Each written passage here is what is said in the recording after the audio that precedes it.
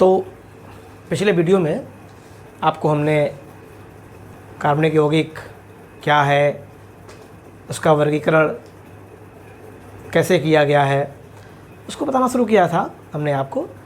तो I hope आपको समझ में आया होगा। और हमने कहा था कि ये ऐसी चीज़ें हैं, छोटी छोटी चीज़ें हैं, सामान्य चीज़ें हैं, शुरुआत की चीज़ें हैं। अगर ये समझ में आ गई आपको तो ऑर्गेनिक केमिस्ट्री में आप मास्टर हो जाएंगे, पारंगत हो जाएंगे। इसलिए इनको पढ़ लीजिए, इन वीडियो को देख लीजिए। ऑर्गेनिक केमिस्ट्री में आप एकदम पारंगत हो जाएंगे। ऑर्गेनिक केमिस्ट्री में आपको कोई पीछे छोड़ ही नहीं पाएगा। इसलिए इन वीडियो को ध्यान दीजिए, ध्यान से पढ़िए, ध्यान से देखिए, आप निश्चित रूप से पारंगत हो जाएंगे। तो उसमें पिछले वीडियो में हमने आपको ऑर्गेनिक केमिस्ट्री में, कार्बनिक रसायन में दो तरह के वर्गीकरण में आपको हमने बताया था कि जो चक्रीय यौगिक हैं, जो बंध श्रृंखला के यौगिक हैं, वो दो तरह के थे। एक समचक्री जिसमें बंध श्रृंखला में सिर्फ कार्बन परमाणु थे, जस्ट लाइक हमने लिखा था CH2 CH2 CH2। तो ध्यान दें, तो इसकी बंध श्रृंखला में सिर्फ कार्बन परमाणु है। हमने एग्जाम्पल लिखा C, ध्यान दीजिए। तो इसकी बंध श्रृंखला में भी देखें आप, इसकी बंध श्रृंखला को देखें आप, तो इसमें भी बंध श्रृंखला में सिर्फ कार्बन परमाणु है। जबकि वही हमने लिखा था CH डबल बॉन्ड CH और O। तो इसके बंध श्रृंखला में देखें आप, तो कार्बन के अलावा ऑक्सीजन भी आ गया। हमने एग्जाम्पल लिखा था CH N CH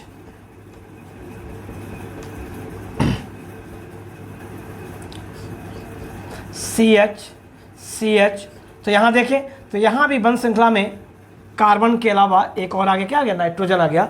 तो इनको हमने कहा था कि जिनके बंध श्रृंखला में सिर्फ कार्बन परमाणु हो तो उनको कहते हैं समचक्रीय या कार्बचक्रीय यौगिक। समचक्रीय या कार्बचक्रीय यौगिक।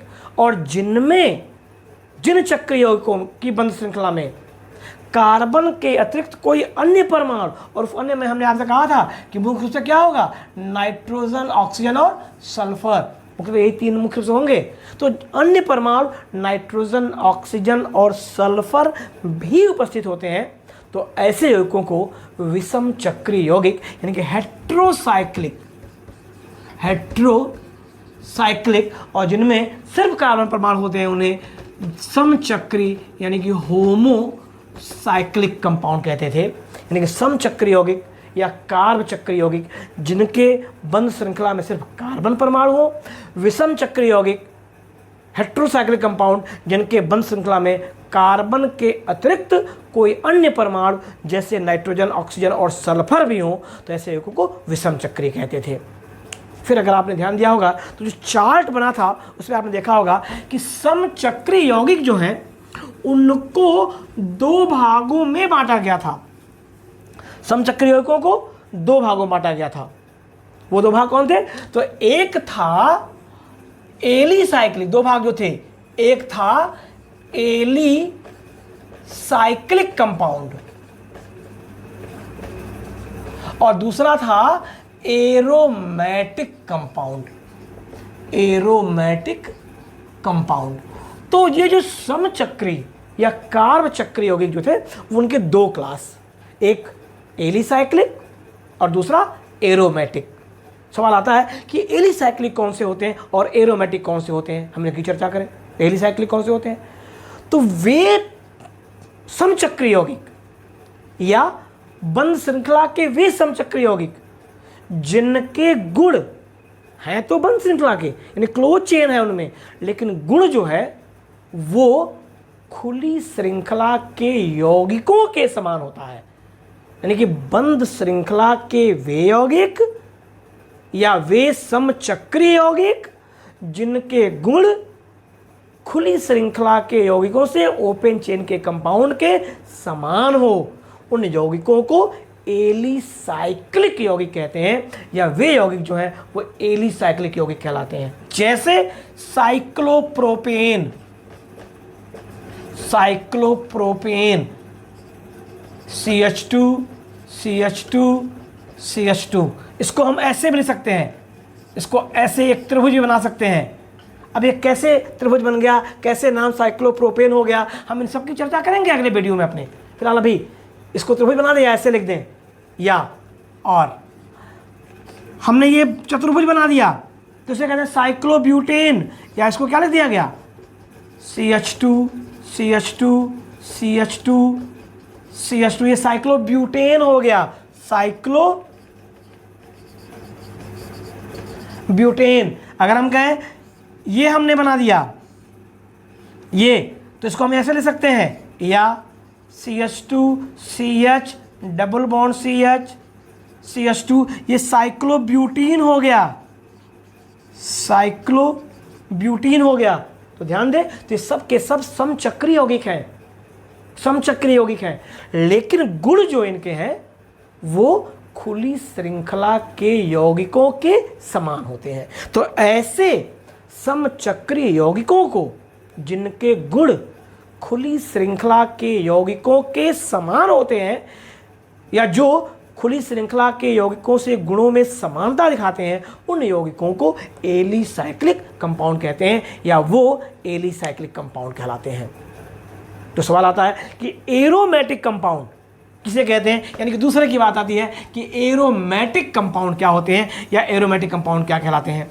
तो ध्यान दीजिएगा, एरोमेटिक कंपाउंड किसे कहते हैं। तो एरोमेटिक में एक शब्द है एरोमा। एरोमा मीन्स ग्रीक शब्द है, लैटिन शब्द, means sweet smell, sweet smell मतलब मीठी गंध, मधुर गंध। तो ये ऐसे यौगिक हैं जिनमें एक विशेष प्रकार की मीठी गंध होती है, इसीलिए एरोमा के आधार पर इनका नाम क्या रख दिया गया, एरोमेटिक रख दिया गया। यानी कि इन यौगिकों में मीठी गंध पाई जाती है, इसलिए एरोमा के आधार पर इनका नाम क्या रखा गया, एरोमेटिक यौगिक रख दिया गया। लेकिन बाद में देखा गया कि बहुत से यौगिक ऐसे हैं जिनमें मीठी गंध नहीं है, लेकिन वो एरोमेटिक हैं। जैसे एस्टर, गंध फलों जैसी मीठी गंध होती है एस्टर में, लेकिन वो एरोमेटिक नहीं होते हैं। बहुत से यौगिक ऐसे हैं जिनमें मीठी गंध नहीं है, लेकिन वो एरोमेटिक है। यानी कि मीठी गंध है, एरोमेटिक नहीं है, और मीठी गंध नहीं है, एरोमेटिक है। तब सवाल आया कि ये परिभाषा कि जिनमें मीठी गंध होती है उन यौगिकों को एरोमेटिक कहेंगे, ये परिभाषा एकदम सही नहीं है। तब बात आई कि तो आखिर में एरोमेटिक यौगिक कहेंगे किसको।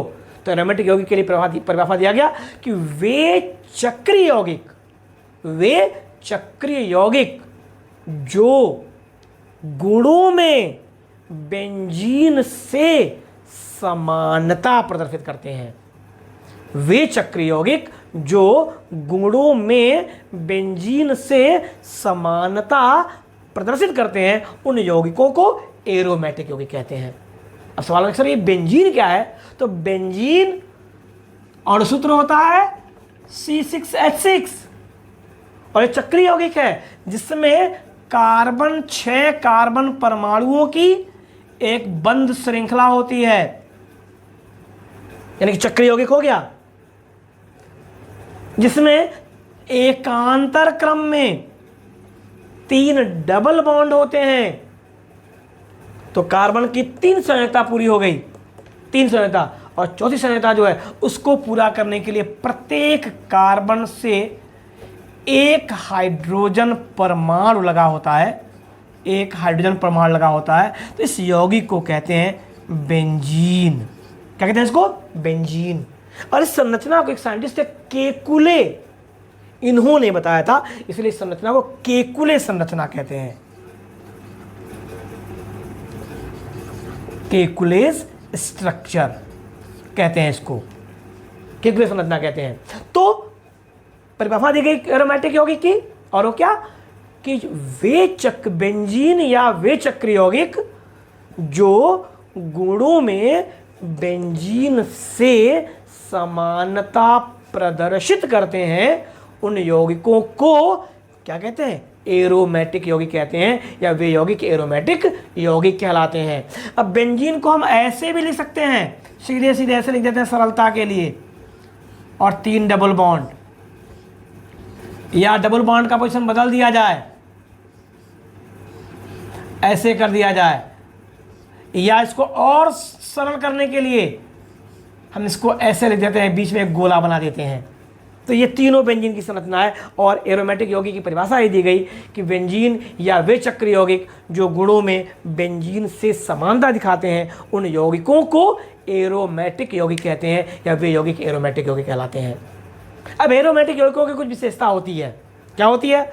तो अगर इनको जलाया जाए तो ये गहरे काले धुएं के साथ जलते हैं, यानी कि एकदम काला धुआं देकर जलते हैं। अगर जलाया जाए तो काला धुआं देकर जलते हैं, पहली बात। और दूसरी बात कि ये सभी एरोमेटिक यौगिक, एक साइंटिस्ट है हकेल, HUCKEL, हकेल, इन्होंने एक नियम दिया जिसे कहते हैं हकेल रूल। तो ये सभी हकेल रूल का पालन, हकेल नियम का पालन करते हैं। यानी कि एरोमेटिक यौगिक में कार्बन की प्रतिशत मात्रा अधिक होने के कारण गहरे काले धुएं के साथ जलते हैं, और ये सभी हकेल नियम का पालन करते हैं, या हकेल नियम इन पे लागू होता है। अब हकेल नियम जाने उससे पहले हम एरोमेटिक यौगिक का कुछ एग्जाम्पल लिखें तो ध्यान दीजिएगा। तो एग्जाम्पल लिखा हमने एरोमेटिक यौगिक का कि ये जो है बेंजीन, जो लिखा था हमने, एरोमेटिक यौगिक है। हमने बेंजीन में से एक H हटा दिया और लगा दिया OH, ये आपका बेंजीन है। ये आपका फिनॉल है, तो ये भी एरोमेटिक है। हमने एक H हटा दिया और जोड़ दिया वहाँ पर CH3, टॉलुइन है। हमने 2 बेंजीन रिंग का बना दिया, नेफ्थेलीन है। हमने 3 बेंजीन रिंग बना दिया,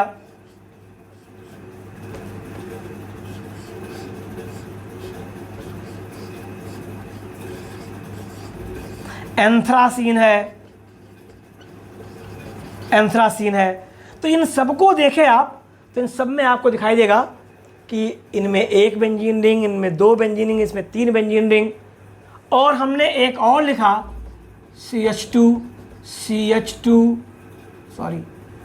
CH डबल बॉन्ड, CH और प्लस, साइक्लोप्रोपिलियम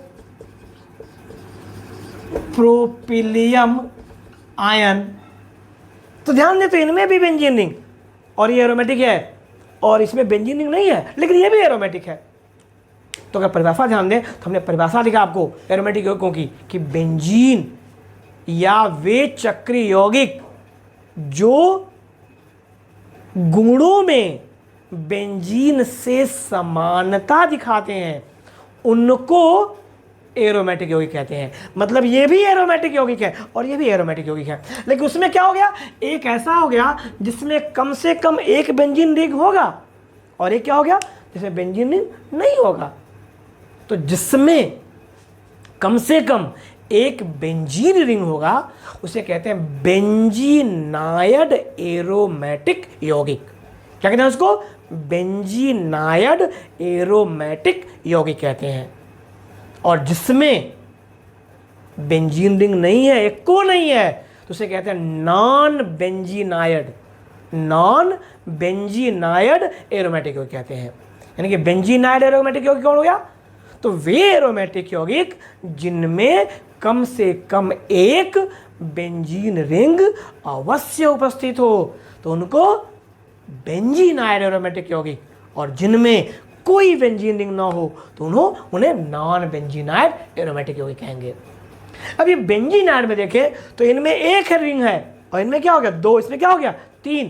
तो बेंजीनाइड को फिर 2 भागों में बांटा गया था, एक मोनोन्यूक्लियर और एक पॉलीन्यूक्लियर। तो मोनोन्यूक्लियर का मतलब कि जिनमें एक बेंजीन रिंग हो। जैसे ये देखें आप, तो इनमें एक बेंजीन रिंग है तो इन्हें कहेंगे मोनो न्यूक्लियर, और इनमें एक से अधिक है तो इन्हें कहते हैं पॉली न्यूक्लियर। और ये क्या है? नॉन बेंजीनॉइड है। और ये कौन सा है? बेंजीनॉइड है। बेंजीनॉइड में एक मोनोन्यूक्लियर, दूसरा क्या हो गया? पॉलीन्यूक्लियर, और ये क्या हो गया? Non benzenoid. तो एरोमेटिक यौगिक दो तरह के, एक बेंजीनॉइड और एक क्या हो गया? Non benzenoid. बेंजीनॉइड दो तरह के, एक मोनोन्यूक्लियर जिसमें एक बेंजीन रिंग होगा, एक पॉलीन्यूक्लियर जिसमें एक से अधिक बेंजीन रिंग हो जाएंगे, तो वो क्या हो जाएगा? पॉलीन्यूक्लियर हो जाएगा। अब चाहे वो मोनोन्यूक्लियर है, पॉलीन्यूक्लियर है या नॉन बेंजीनॉइड है, इसमें विशेषता तो होगी जो एरोमेटिक यौगिक है। और विशेषता क्या है? तो पहली विशेषता हमने क्या कहा कि कार्बन की प्रतिशत मात्रा अधिक होने के कारण ये धुएंदार ज्वाला के साथ जलते हैं, यानी कि धुआं देकर जलते हैं। और दूसरा हमने कहा कि ये हकल नियम का पालन करते हैं, यानी कि इन पर हकल नियम लागू होता है। तो ये तो सवाल आता है कि हमको अगर कोई यौगिक दे दिया गया और कहा गया कि बताइए यह एरोमेटिक यौगिक है कि नहीं, दे दिया गया, टेस्ट ट्यूब में दे दिया गया और कहा गया कि बताइए एरोमेटिक यौगिक है कि नहीं, तो प्रयोग कर लेंगे। और प्रयोग क्या होगा? यौगिक को लेके जलाएंगे, अगर वो धुआं देकर जल गया तो मतलब एरोमेटिक है, अब बिना धुएं के जला तो मतलब एरोमेटिक नहीं है। अब वो बाकी क्या, हम ये नहीं कह सकते, लेकिन ये कह सकते हैं कि एरोमेटिक नहीं है। जैसे हमने कहा कि आपने पानी में कुछ घोल दिया सफ़ेद रंग का पाउडर और वो मीठा नहीं है, तो आप ये कह सकते हैं कि वो चीनी नहीं है, लेकिन क्या है ये नहीं कह सकते। ठीक उसी तरह से अगर वो धुआं देकर जला तब तो एरोमेटिक है, और धुआं देकर नहीं जला तो हम ये कह सकते हैं कि वो एरोमेटिक नहीं है। लेकिन एरोमेटिक नहीं है तो क्या है, हम ये नहीं कह सकते, उसका अलग टेस्ट करना पड़ेगा, अलग वो अलग प्रयोग होंगे। लेकिन हम ये कह सकते हैं वो एरोमेटिक नहीं है। एरोमेटिक तभी होगा जब वो धुआं देकर जलेगा। तो यौगिक मिला और धुआं देकर जला तो हमने कह दिया एरोमेटिक यौगिक है। लेकिन ये बताइए, अगर कापी पे पेपर पे लिख दिया जाए, आपके पेपर में आ जाए ये यौगिक दे दे या ये दे दे या ये दे दे या ये दे दे, और कहे कि बताइए एरोमेटिक है कि नहीं, तो उस पन्ने को जलाएंगे जिस पे लिखा हुआ है? नहीं ना। तो कैसे जानेंगे, कैसे जानेंगे कि ये जो यौगिक पेपर में जो आया है, जो लिख करके कि बताइए यह यौगिक, या बताइए बेंजीन की ही बात करें कि यह यौगिक, ये दोनों यौगिक की बात करें कि दोनों यौगिक एरोमेटिक हैं कि नहीं, लिख करके पेपर में आ गया, तो जला तो सकते नहीं वहाँ कि धुआं देकर जल जाएगा तो कह देंगे एरोमेटिक है, बिना धुएं के जला तो कह देंगे एरोमेटिक नहीं है, तो वहाँ जलाएंगे नहीं ना। तो कैसे बताएंगे कि ये एरोमेटिक है कि नहीं है? तो इसके लिए हमने क्या कहा कि एरोमेटिक यौगिक हकल नियम का पालन करते हैं। हकल नियम का क्या करते हैं? पालन करते हैं। अब सवाल आता है कि हकल नियम क्या है? तो हकल नियम में पहला नियम है वो ये है कि यौगिक में पाई इलेक्ट्रॉन की संख्या 4n+2 बराबर पाई इलेक्ट्रॉन, यानी कि पाई इलेक्ट्रॉन की संख्या कितनी होगी? 4n+2 होगी, जहां where n equal to number of benzene ring. क्या होगा? नंबर ऑफ बेंजीन रिंग होगा, यानी कि 4n+2 में पाई इलेक्ट्रॉन की संख्या क्या होगी? बराबर अगर हो गई तो वो एरोमेटिक होगा, यानी कि पहला नियम। और दूसरा नियम है कि यौगिक की संरचना समतली यानी कि प्लेनर होती है, मतलब कि सभी रिंग के परमाणु sp2 संकरण में होते हैं।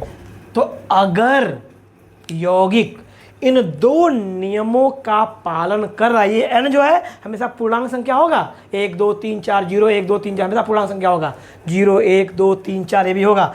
Number of benzene ring equal to 0 1 2 dot dot dot. तो अगर इन दो नियमों का वह चक्रीय यौगिक पालन कर रहा है तो वह एरोमेटिक होगा, और अगर पालन नहीं कर रहा है तो एरोमेटिक नहीं होगा। मतलब कि हम इन दो नियमों का प्रयोग करके यह बता सकते हैं कि ये यौगिक एरोमेटिक हैं कि नहीं है। तो हम जांच करते हैं कि ये यौगिक एरोमेटिक है कि नहीं, ये यौगिक एरोमेटिक है कि नहीं। किसकी सहायता से? हकल नियम की सहायता से। हकल नियम की सहायता से हम ये जांच करते हैं कि यौगिक एरोमेटिक है कि नहीं है। और नियम क्या है? तो यौगिक में पाई इलेक्ट्रॉन की संख्या 4n+2 होगी, जहां n number of benzene ring कितना 0 1 2 3 होगा। और दूसरा, यौगिक की संरचना समतलीय होगी, प्लेनर होगी, यानी कि रिंग के सभी परमाणु जो हैं किसमें होंगे? sp2 संकरण में होंगे। तो हम इसकी संरचना बनाएं और जांच करें। तो संरचना से क्या होगी? अभी हमने बनाया था संरचना, ध्यान दीजिएगा।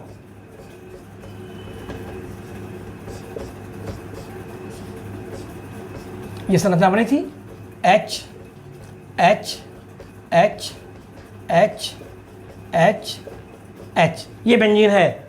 हम देखें कि ये इन दोनों नियमों का पालन कर रहा है कि नहीं। पहले यौगिक की हम बात करें कि ये इन दोनों नियमों का पालन कर रहा है कि नहीं कर रहा है। हम इसकी जांच कैसे करेंगे या इसकी जांच कैसे होगी?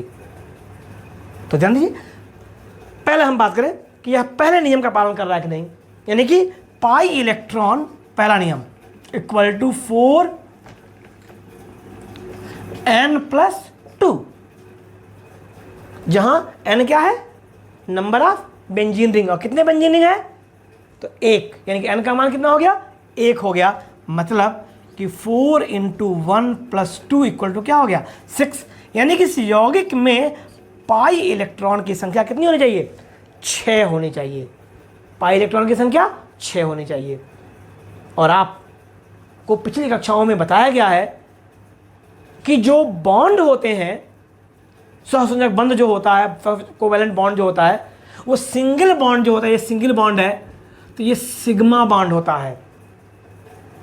डबल बॉन्ड जो होते हैं उनमें एक बॉन्ड सिग्मा होता है और एक बॉन्ड पाई होता है। तो यह भी एक सिग्मा और एक क्या हो गया? पाई। यह भी एक सिग्मा और एक क्या हो गया? पाई। और बाकी सब सिंगल बॉन्ड है, तो सिंगल बॉन्ड जो होंगे क्या होंगे? वो सिग्मा बॉन्ड होंगे। तो पूछे आपसे कि बताइए बेंजीन रिंग में पाई बंध कितने हैं? ध्यान रखिएगा, हमने कहा सिंगल बॉन्ड सिग्मा बॉन्ड होगा, डबल बॉन्ड में एक सिग्मा होगा एक पाई होगा, और ट्रिपल बॉन्ड में एक सिग्मा होगा और 2 पाई होंगे। एक सिग्मा होगा और क्या होंगे? 2 पाई होंगे। तो इसमें पूछे आपसे कि बेंजीन में बताइए पाई बंध की संख्या कितनी है, तो आप क्या कहेंगे? Pi bond equal to 3। कितने? 1 2 और 3। और एक बॉन्ड में कितने इलेक्ट्रॉन? तो 2 इलेक्ट्रॉन। चूंकि 1 बॉन्ड इक्वल टू 2 इलेक्ट्रॉन, इसलिए 3 पाई बॉन्ड इक्वल टू कितने इलेक्ट्रॉन हो गए? 6 इलेक्ट्रॉन हो गए। यानी कि इसमें, इस यौगिक में 2 इलेक्ट्रॉन, 2 4 और 2 6 इलेक्ट्रॉन हैं। और नियम क्या कहता है कि 6 इलेक्ट्रॉन होने भी चाहिए। तो नियम के हिसाब से चूंकि n का मान 1 है तो पाई इलेक्ट्रॉन की संख्या 6 होनी चाहिए, और इसमें 6 इलेक्ट्रॉन हैं भी पाई। मतलब कि पहले नियम का पालन हो रहा है, यानी कि यह यौगिक पहले नियम का पालन कर रहा है। यह भी बॉन्ड कौन सा है? सिग्मा है। यह भी बॉन्ड कौन सा है? सिग्मा। यह सिग्मा, यह सिग्मा, यह सिग्मा, सिग्मा, सिग्मा, सिग्मा। तो सिंगल बॉन्ड सभी सिग्मा होंगे, डबल बॉन्ड क्या होंगे? पाई होंगे। तो इसमें 6 पाई इलेक्ट्रॉन है, और नियम भी कहता है कि पाई इलेक्ट्रॉन की संख्या कितनी होनी चाहिए? 6 होनी चाहिए। मतलब कि पहले नियम का पालन हो रहा है। दूसरी बात आती है कि क्या संरचना समतली है? मतलब कि रिंग के सभी परमाणु sp2 संकरण में हैं। तो संकरण निकालने के बहुत से नियम हैं, लेकिन यहां पर आपको एकदम शॉर्ट में नियम बता दे रहे हैं। और वो ये कि जिस परमाणु का संकरण निकालना है आपको, जिस ही परमाणु का संकरण निकालना है, उसमें गिन लीजिए सिग्मा बंध की संख्या। जैसे इस कार्बन पे मान लीजिए संकरण निकालना है हमको, तो इससे जुड़े हुए सिग्मा बंध की संख्या ज्ञात कर लीजिए। कितने? 1 2 3। इससे निकालना है तो 1 2 3, इस पे निकालना है तो 1 2 3, इस पे निकालना है तो 1 2 3, इस पे निकालना तो 1 2 3, इस पे निकालना तो 1 2 3। यानी कि जिस परमाणु पे भी आपको संकरण ज्ञात करना है उस पे सिग्मा बंध की संख्या ज्ञात कर लीजिए। और सिग्मा बंध की संख्या यानी कितने सिग्मा बंध? 3 माइनस कर दीजिए 1 तो कितना आ गया? 2 आ गया। कितना आ गया? सिग्मा बंध संख्या 3 माइनस क्या हो गया? 1, तो मान कितना आ गया? 2 आ गया। अब अगर ये मान, ये 2 जो आया ये मान 1 भी आ सकता है। तो अगर ये मान 1 आया तो याद रखिएगा संकरण sp होगा। अगर ये मान 2 आ गया तो संकरण sp2 होगा। अगर ये मान 3 आया तो संकरण sp3 होगा। 4 आया sp4 नहीं, sp4 संकरण होता ही नहीं है। क्यों? क्योंकि आपको बताया गया कि s में 1 ऑर्बिटल, p में 3 ऑर्बिटल, d में 5 ऑर्बिटल और f में 7 ऑर्बिटल होते हैं। तो p में 3 से अधिक होंगे ही नहीं, तो संकरण sp4 नहीं होगा।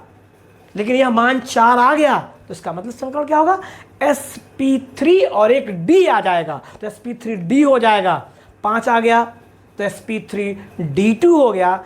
6 आ जाएगा sp3d3 हो गया। और 7 कभी आएगा नहीं, 7 कभी आएगा नहीं। मतलब कि सिग्मा बंध की संख्या में से एक घटाइए, 1 2 3 सिग्मा बंध, एक घटा दिया 2 आ गया। हमने कहा कि यहाँ मान 1 आए तो संकरण sp, 2 आए संकरण sp2, 3 आए संकरण sp3। तो यहाँ 1 2 3 है तो 3 माइनस 1 यानी कि 2 आया। मतलब इस कार्बन पे संकरण क्या हो गया? sp2। तो इस पे 1 2 3 1 2 sp2, इस पे भी sp2, इस पे भी, इस पे भी, इस पे भी, सब पे sp2 है। मतलब नियम नंबर 2, रिंग के परमाणु क्या होने हैं?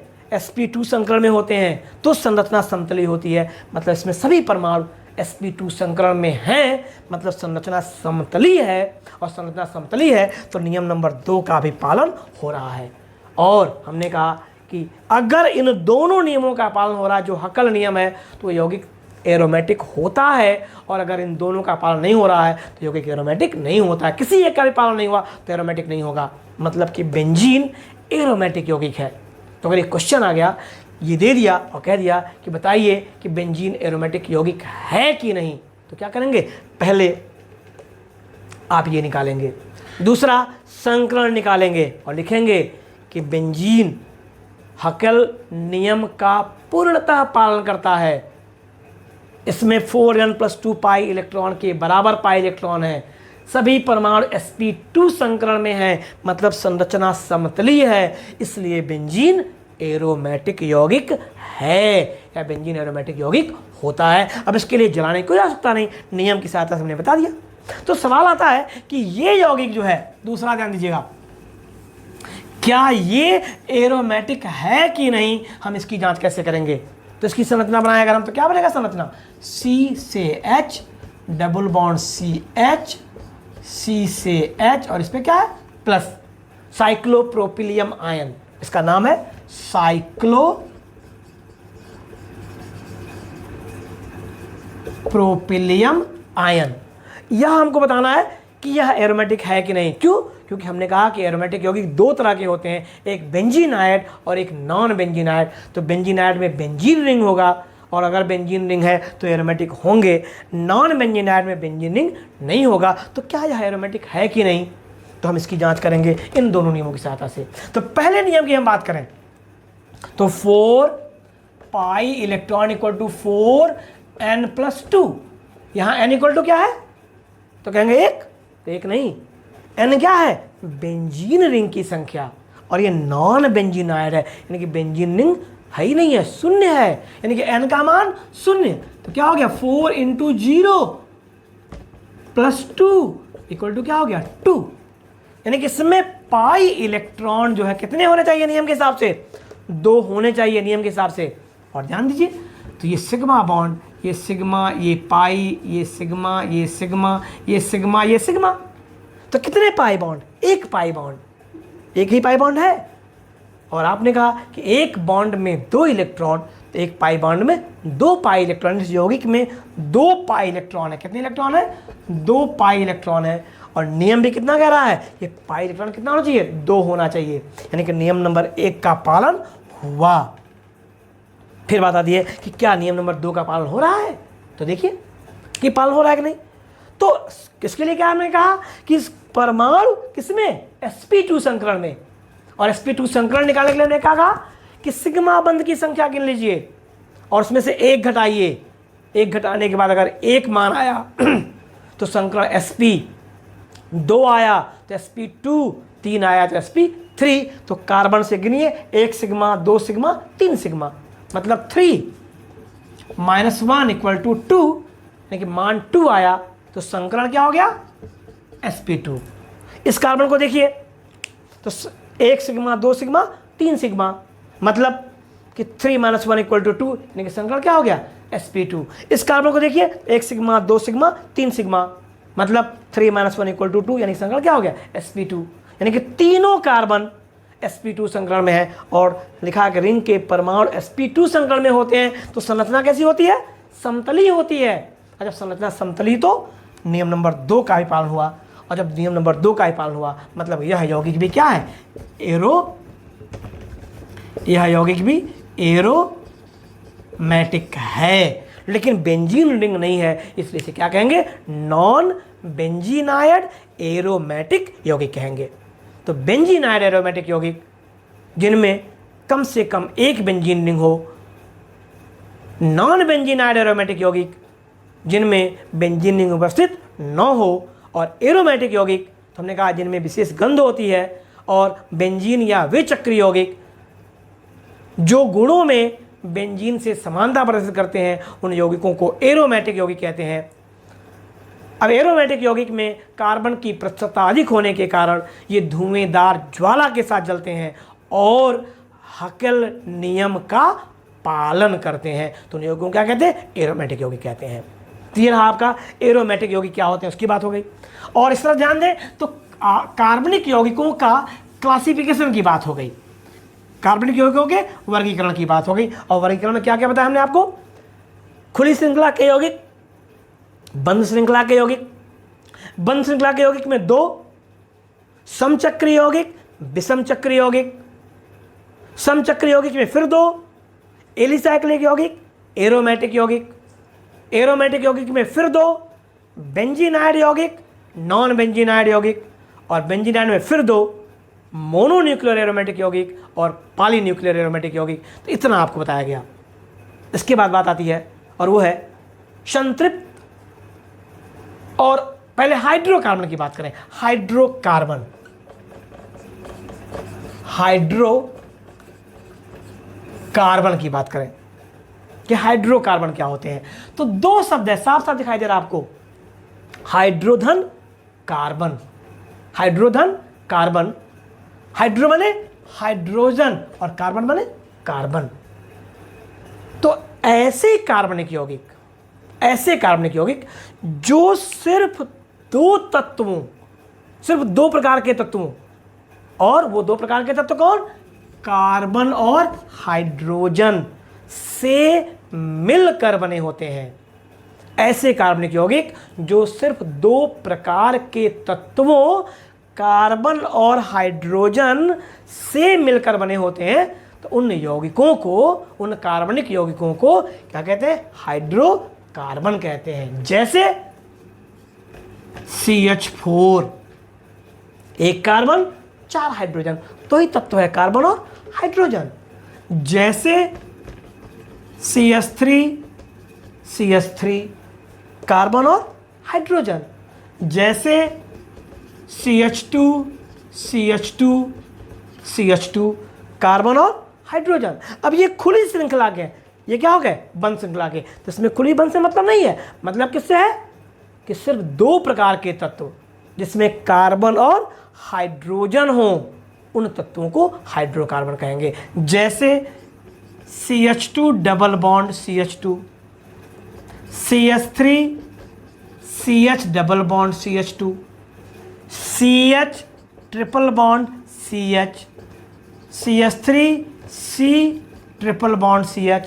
तो इन सबको देखें आप, हमने ये लिख दिया CH double bond CH CH2। तो इन सबको देखें आप तो आपको दिखाई देगा कि इनमें सिर्फ दो प्रकार के तत्व, और कौन है दो प्रकार के तत्वों के परमाणु, और कौन है कार्बन का परमाणु और हाइड्रोजन का परमाणु उपस्थित है। तो ऐसे यौगिकों को हम क्या कहते हैं, हाइड्रोकार्बन कहते हैं। तो पूछें आपसे कि बताइए CH3OH ये हाइड्रोकार्बन होगा कि नहीं होगा? तो नहीं होगा। क्यों नहीं होगा? क्योंकि इसमें एक तीसरा तत्व भी आ गया हो, क्या है, ऑक्सीजन। हम कहें कि CH3Cl बताइए हाइड्रोकार्बन होगा कि नहीं होगा? तो नहीं होगा। क्यों नहीं होगा? क्योंकि इसमें एक तीसरा तत्व आ गया, कौन सा, क्लोरीन। हम कहें कि CH3CH2NH2 पूछें कि हाइड्रोकार्बन होगा कि नहीं होगा? तो नहीं होगा। क्यों नहीं होगा? क्योंकि इसमें एक तीसरा तत्व आ गया, क्या आ गया, नाइट्रोजन। और हाइड्रोकार्बन की बात हमने कहा कि हाइड्रोकार्बन सिर्फ वे यौगिक होते हैं जिनमें सिर्फ कार्बन और हाइड्रोजन होते हैं, कार्बन और हाइड्रोजन के अलावा और कोई तीसरा तत्व नहीं होता है। तो ऐसे तत्वों को या इस तरह के ऐसे यौगिकों को या इस तरह के यौगिक क्या कहलाते हैं, हाइड्रोकार्बन कहलाते हैं। अब ये हाइड्रोकार्बन दो प्रकार के होते हैं। हाइड्रोकार्बन दो प्रकार के होते हैं। कौन कौन?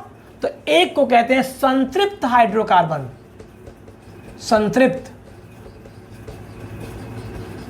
सैचुरेटेड, और एक को कहते हैं असंतृप्त हाइड्रोकार्बन, असंतृप्त।